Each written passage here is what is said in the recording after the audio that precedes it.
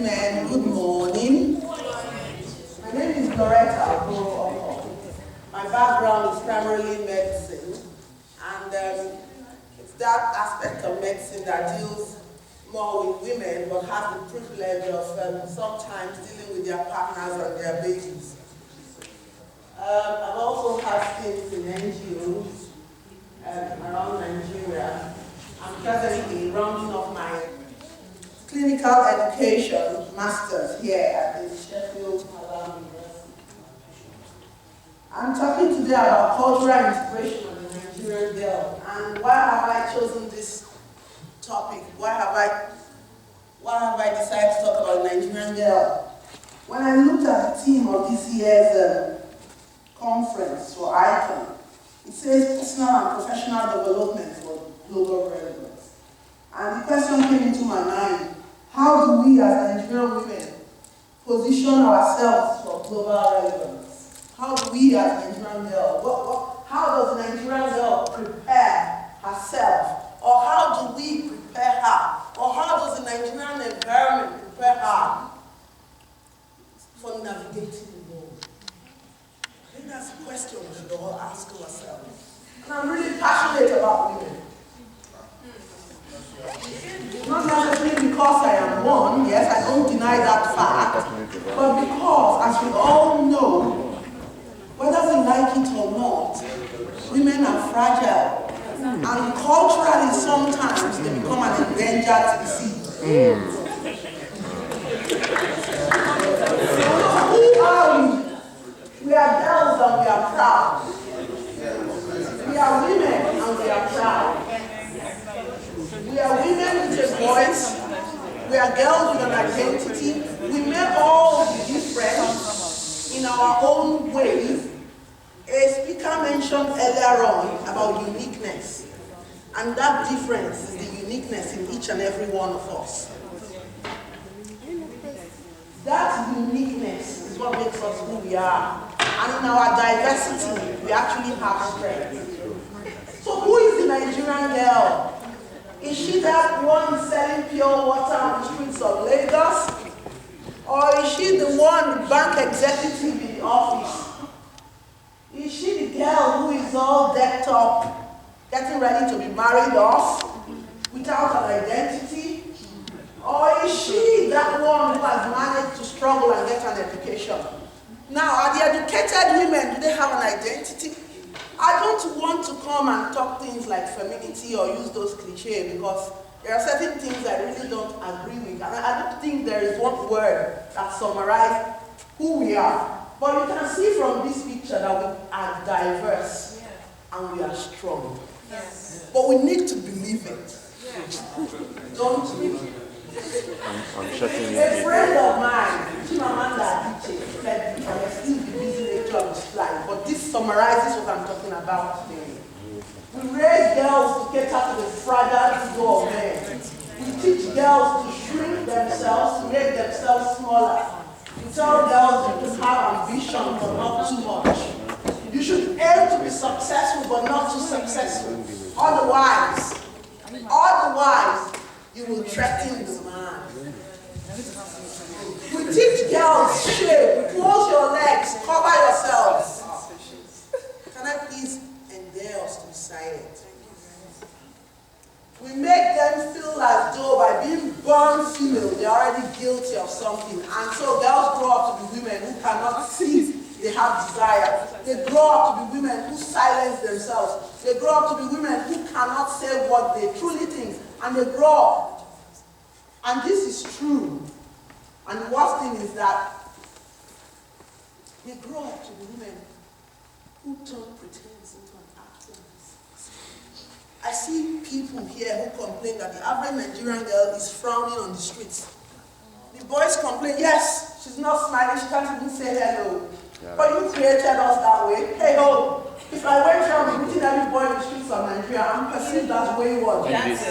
So my mother tells me, don't touch a boy, don't talk to him. And this brings us to culture. What is culture? Culture is the way of life of the people. It's our belief system. It's what we live for. It's who we are. Now, how does our culture bring up our girls? How do we move forward? How can we have brought them up in a particular cultural setting and belief, and we want them to be someone else? Our innate cultures and belief, preparing them for the global world? That is the question. And Chimamanda making this statement is not necessarily fighting for herself, but she's looking at the other women around her. Because I don't believe Chimamanda doesn't have a voice. Or do we think that way? And this is not about saying that our men are not important. That is not it at all. Rights of the girl child is a hydra-headed issue. I'm not going to list any of these things on this slide. But I'm going to tell you that right is the word. That if you want the very simple meaning of it, just tell yourself, what would I want done to me? That summarizes the rights of anyone else around you. Be it the rights of a child, the rights of a girl, anybody around you. So if you want clean water, the next person wants clean water. If you want education, the next person wants education. If you want your voice to be heard, the next. So all of this, I'm not going to go into any of this, but I've just put it there so you see them. If you want your sexual and reproductive health to be optimal, so does the girl sat next to you. So right is exactly what do you want done to yourself. But what I want us to look at is the sociocultural landscape of the girl child in Nigeria. Before she's born, what happened? My wife is pregnant again. The first two were girls. I hope this is a boy. So before the third child comes, everybody wants her to be a boy. And then she comes out with a vagina. How sad. There was an MTN advert I heard one time in Nigeria. I said, "My man, a boy." I was cross when I heard it. I said, "Why is it not a girl?" Excuse me if you're not in Nigeria. But I think that was a social responsibility that company owed Nigeria to propagate gender equality, and they missed it. And then a year later, people took them to court, and that advert was scrapped. So I picked it up, other people picked it up. After she's born, what happens? She's raised to cater for everybody. She's raised to be a wallpaper. She doesn't need to be heard. As she's growing up, she's being submerged. It is such a difficult terrain to navigate. And I come out today to say this because I understand it perfectly. My dad made me who I am, and this is where the men in the room come in. The women cannot do it without you. Our culture has set a template. It has set a pedestal, but we're going to break free from it. My dad told me that you are as equal as any other child. You have what every other child has, male or female. Your reproductive organ does not matter, my daughter. You can do whatever you want to do. Your brain is what matters. My dad told me that every day of my life. It became a lifestyle.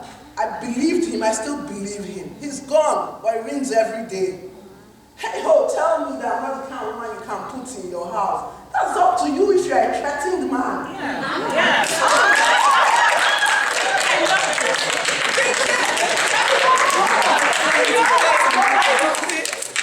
And she's grown up, she's empowered herself. The men are wrong, but do you have to be married to have an identity? No. You don't. If you're lucky to have men who support you, hey ho, come on board. But if you have those who run away, let them run. Yes. The Nigerian girl has got an identity. And that is not to say the men in our lives are not important. They are. But they need to understand that we need to work together. All of us women need to work together. The scenario I will give is a simple handshake. You come and you're shaking a Nigerian woman. It's different when you shake a Caucasian woman. It's different. She touches you like this and she's gone. There is no power shake. And that's not her fault. In the business world, we understand that perception matters. I come from a part of Nigeria where prostitution became our international trade. I'm a Benin girl. And when I tell people I'm an obstetrician and gynecologist, they look at me and say, yes, my corporate headquarters is in Italy, but I just happen to have deviated and gone to school. So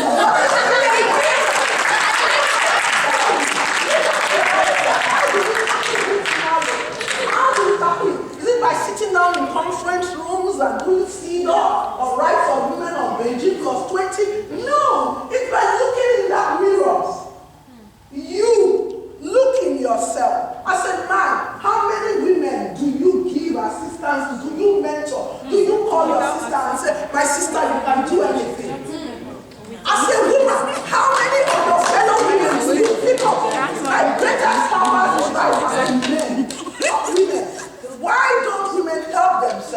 What is